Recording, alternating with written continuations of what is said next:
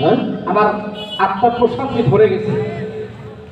আচ্ছা, তাহলে মাশাআল্লাহ।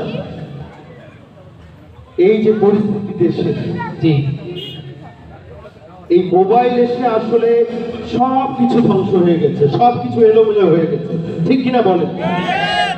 এই মোবাইল আসার কারণে ছেলে মেয়েদের জীবন আজ নষ্ট, ধ্বংস।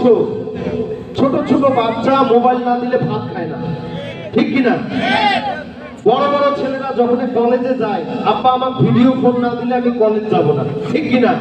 মানে আমি গার্মেন্টস যাব, গার্মেন্টস করি, আমি ভিডিও মোবাইল কিনবো।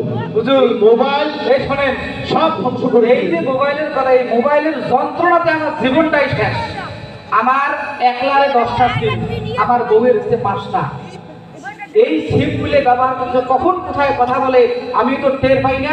এই মোবাইলে আপনার 10টা মানে বুঝলাম না বিষয়টা, আপনি আবার 10টা দিয়ে কি করেন? এই 10টা সিম ব্যবহার করে সত্য কথা বলবেন।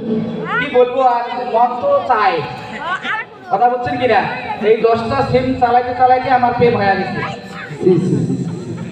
আমার একদিকে বিয়ে করছি অনেকগুলো সমস্যা, আরেকদিকে এই মোবাইলের যন্ত্রণা করে আমার মেয়েটা পালিয়ে গেছে, আমার মেয়েটাও পালিয়ে গেছে।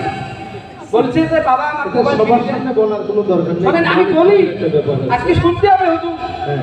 এই ক্লাসের কথা বলি আমার কাছ থেকে মোবাইল কিনে দিছে যে অনলাইনে ক্লাস করবে। এই মোবাইল কিনে দিলাম 20,000 টাকা দিয়ে, 6 মাস পর দেখি পেটি মন নাই, পেটি নাই। আচ্ছা, এখন আপনি বেয়াদবি করছেন, যেমন গাছ তেমন। আচ্ছা, কি আর বলি, একটা বলার দরকার নাই। এই মোবাইলটা নিয়ে কোনো পরিবেশনা আছে? হ্যাঁ হ্যাঁ হ্যাঁ হ্যাঁ, মোবাইল নিয়েও আছে। এই যে আমার শিল্পীরা আবার মোবাইল নিয়ে একটা পরিবেশনা দিবে, শোনো তুমি।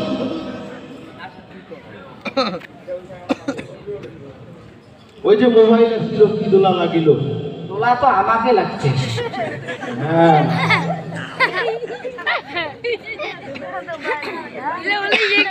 তাহলে কি করতে হবে?